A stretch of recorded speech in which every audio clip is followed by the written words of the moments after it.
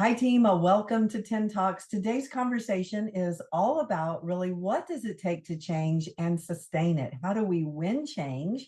And it's all about rituals and routines. It's a positive mindset, it's a growth mindset. It's all about making sure that if a change matters to you, you're implementing who you need, what you need, and why you need it. Really owning your why and having it personalized so that you can win your well-being, you can win the day. So today we're going to talk with Dr. Hunter, our coach and doctor who's on our team really serving and supporting to teach us about lifestyle medicine. And for us from a sports life coaching and chief well-being officer brand, we're talking about new Q. How do you really raise your intelligence on new? All of this sounds amazing. Every day you can listen to podcasts, you can see on YouTube, you can see all kinds of fabulous things that you want to do. You're bringing in all this information. It's all new. You got to figure out what are you going to commit to doing? And most importantly, what's your why? So Dr. Hunter, tell us a little bit about you and why lifestyle medicine matters so much to you. Thank you, Carlette. Yeah, my name's Joan Hunter. I'm an internal medicine doctor and double boarded in lifestyle medicine. I got my certification in 2020, and I love sharing this with patients. I love educating people and really helping them to decide what's important to them. And what we do in lifestyle medicine is really create healthy behavioral changes, new healthy habits. And what I really try to impart is that the goals people make are their goals. I'm here to support them. I'm here to coach them up and maybe, give them new information. You can't make a change unless you have the awareness. Awareness is the first law of learning. And so I raise their level of awareness, help them with deciding what are their goals.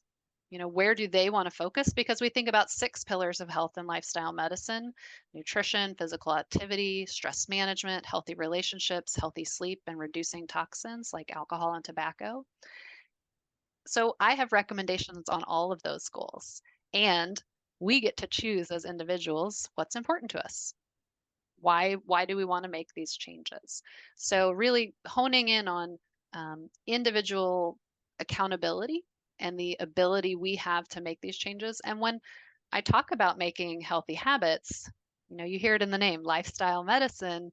It's not just a diet I want people to do for a little while. It's really how do we have this become our new routine?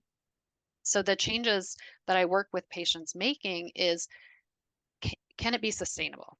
We start with small change and we layer on. As long as we keep moving towards the guideline, we're going to continue to see improvements in our health, and those small changes add up to big results. So we know from our sports life coaching change formula, we have to have new thinking, new skills, and new hope. That's really the power of making sure that we win change. And so many times we'll have 2 out of 3. So we'll be super excited. We'll have a aha moment. We'll love, love, love all this new thinking, which is all the new information we get. And it gives us great hope. We're like, oh my gosh, I'm going to go buy all my new workout uniform or workout outfits. I'm going to buy this new equipment. Yes, yes, yes. I'm going to do all of these things. So I have new thinking and I have new hope. I'm missing the new skills. The new skills are what are you going to practice, practice, practice.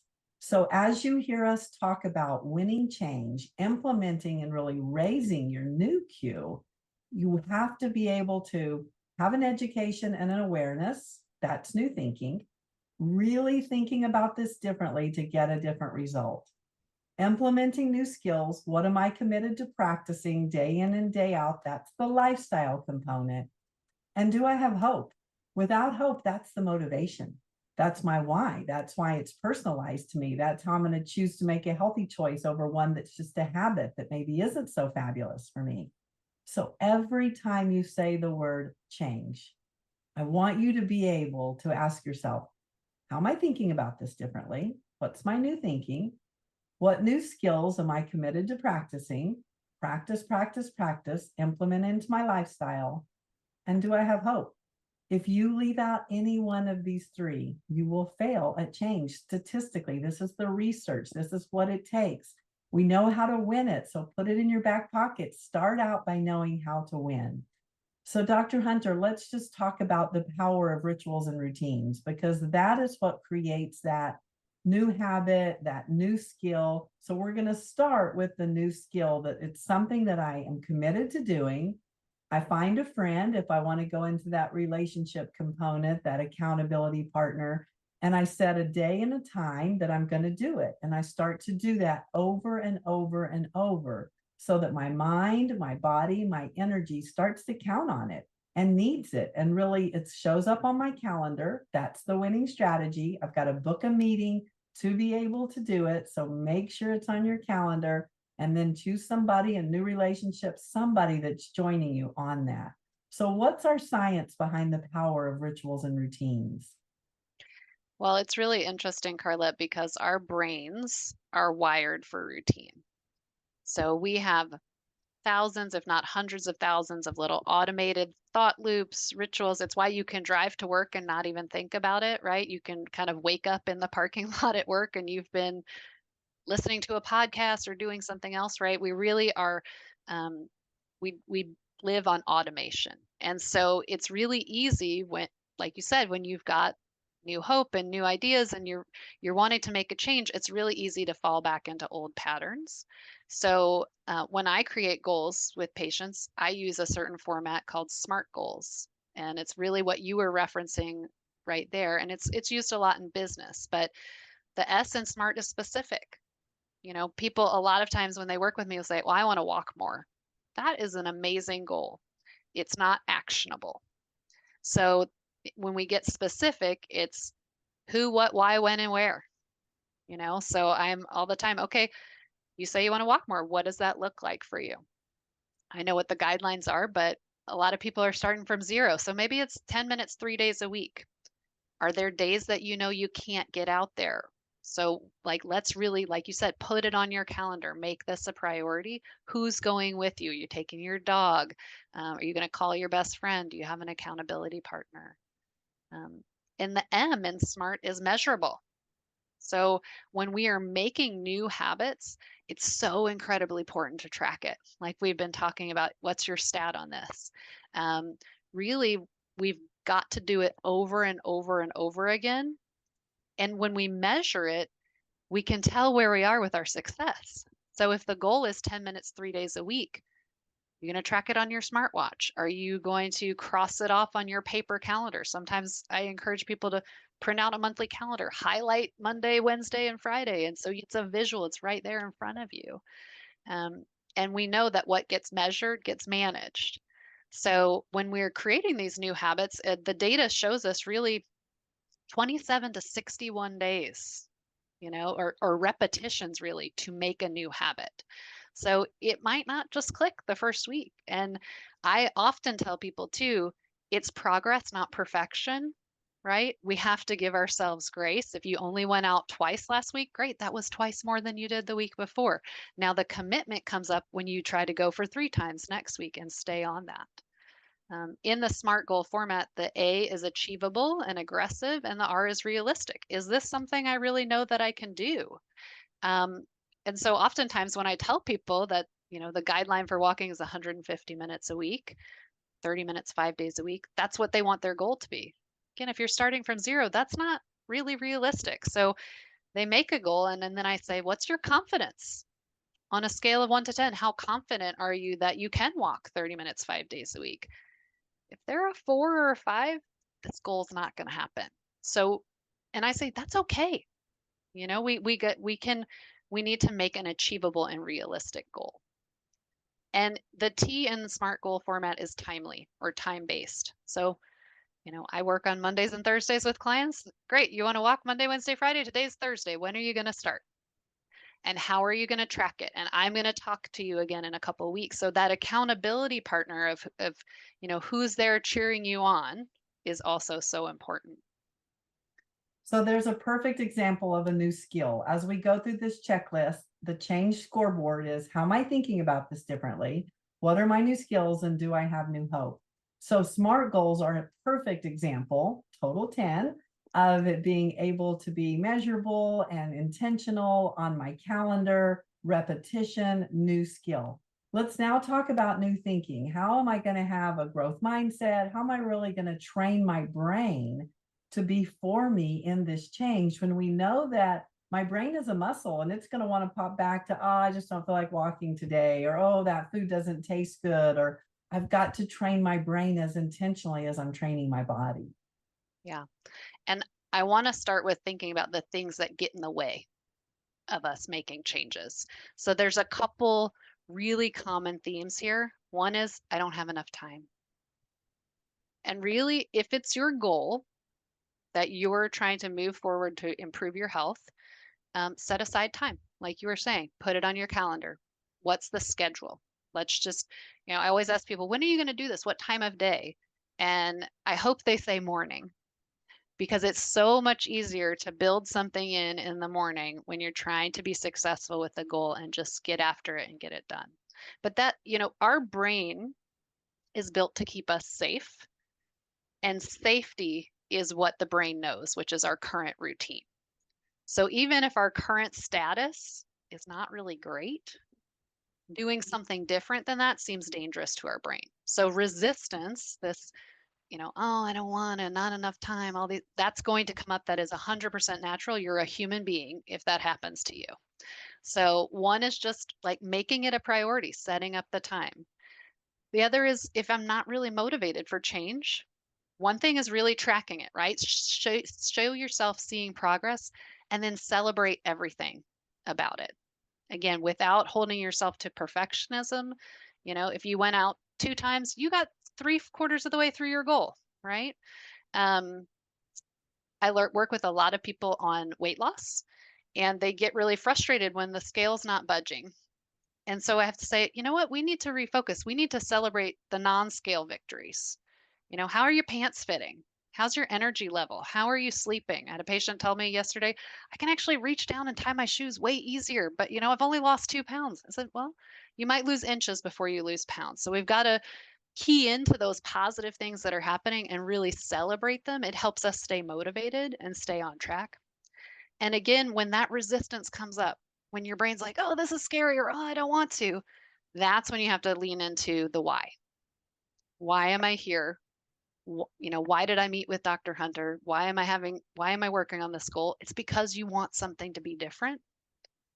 And so it's really said that you have to define your why before you can know the what and the how.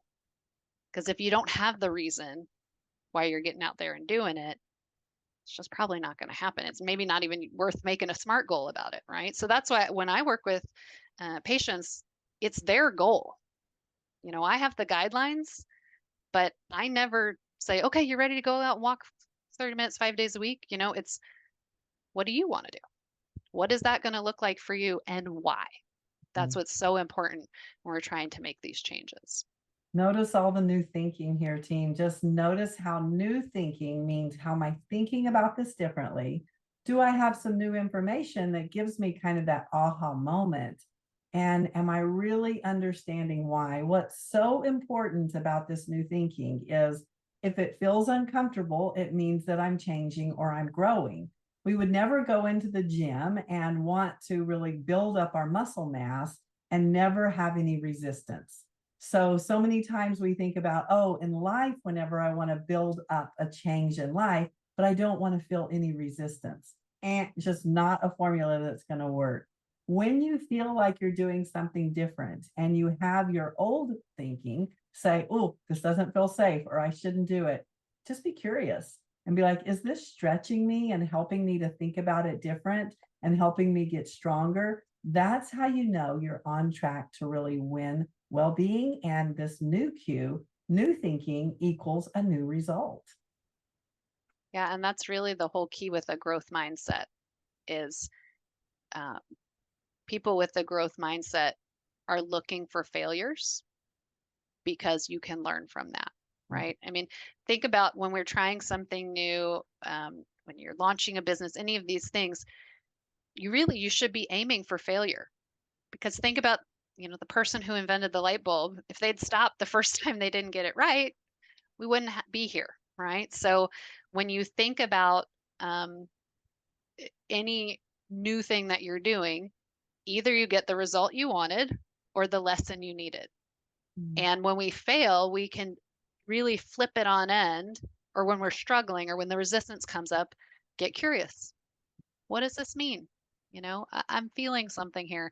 Um, if you lean into it and start trying to learn from it, then that opens up the new possibilities. Notice all the new thinking. So if you've already got all the answers, if you've already figured out how to do it, if you do it and you master it immediately, that's not growth. That's not change. That's not what you're going for. So it's so fun to actually take on the challenge of every time I fail, what am I learning? Every time I fail, how do I get better? Every time I fail, what's the way I can think about it differently? How can I stretch myself? How can I ask for feedback and say to a friend, hey, I really went for this. It was important to me. I didn't feel like I nailed it, like it totally wasn't a 10 for me. Give me feedback. I want to be a 10. Versus if you've got a fixed mindset, you're staying really protected. You're trying to prove to everybody, you got this. You don't need any feedback. You've got this. Everything's about really you keeping it so small that it's all in control. We want to totally blow that up and say, new Q, raising your new intelligence, is all about the curiosity of what do I really care about? What's my why? And notice when you have a strong why, it moves us into that new hope. I have hope that I can do this because it matters to me. And that's what I really want to make the heart of our conversation is you and your life matter. It's so important. As you think about lifestyle medicine, invest in winning your life the way you define it, the way it's important to you, and surround yourself with relationships that are supporting all of that. They are cheering you on for the new foods that you're trying. They are cheering you on to go for that extra walk versus hanging out in a space that's like, don't do that. That's ridiculous. You don't want that. Anytime you've got people that are trying to keep you the same, that's fixed. They're fixed on the way they want you, what they need from you. And you really want to accept the challenge of being curious and finding people who are curious with you. So you build that new community, that new relationship, and have a chance to really experience a life that's interesting and curious to you. Excellent. Yeah, it's about that heart tribe too, surrounding yourself with people who fill you up, where you leave with more energy, more motivation, um, new skills and new hope, maybe, and versus people who really bring you down, maybe toxic relationships, and choosing that for yourself, knowing that you are important and worthy enough, not only to try some new things, to fail, to work on new routines, but also to surround yourself with people that really value you and fill you up versus the other way around. We know that we want to be around people that are encouraging, supportive, they are for us, no judgment zone. That's important for us. Make sure we're that person. Really start with ourselves and kind of check ourselves and say, hey, when people are around me, do they get new thinking, new skills, new hope? Are they motivated, inspired? Do I bring energy? Or am I that energy vampire? Am I that person that once they've talked to me, they're a little bit more down, or every time I bring up the negativity, or even from a conversation perspective, am I the person that's talking about people or talking about problems versus talking about projects and the things that are really exciting, or bringing in, hey, let's all take a walk instead of just sitting around today and talking. We want you to challenge yourself to be a 10 in our language on a scale from 1 to 10. Remember, 10 isn't perfect. 10 is what matters to you. Are you being a 10? Are you being the person that matters to you? Investing in what matters to you? Being a 10 to other people, being the person that people want to be around. We have the power to win our well-being. We have the power to win our day and our lives. Yes, there's going to be performance barriers and people and things that show up and distract us or want to hold us back. That's okay. It's just the resistance that actually makes us stronger. They are actually the ones that are making us do the extra reps in the gym and to get stronger. So, new thinking, if I want to go for it, if it matters to me, it's worth it. I'm going to surround myself with the people that cheer me on. The new skill is I'm going to create that ritual and routine. I'm going to bring in somebody to walk with me, to talk with me, to really support me and hold me accountable to this new life that I want, new goal that I want. And the new hope is just the joy of celebrating, the joy of short-term victories and having a little victory dance and just owning the fact that I'm winning my life and it's based on my definition. Yeah, and I would also bring into that, not only can we be energy vampires to other people, but the way we talk to ourselves matter, and what we think about ourselves as far as being worthy of change and worthy of other people's love and affection. We have to start with us. And so think about how you talk to yourself, or that little voice in your head. Again, we have all these little automated thoughts and loops going all the time. If you notice that voice telling, well, you can't do that, you know, you're 60 years old. Why do you think you can start that new thing? Or you're, young. Why do you think you can do that? We've got to stop and say, would I talk to my best friend that way? Right? And also, if you can catch yourself in that voice, think about, is this thought or this way of talking to myself serving me in my goals? And if the answer is no, having that space for awareness and reflection, you get to make a choice. What do I want to think instead? So, a lot of what I work with patients on is that new mantra, that positive self talk. So, I have one patient who's dealing with a lot of health issues, and how she described herself to me was, I've been sick for a long time. I'm sick.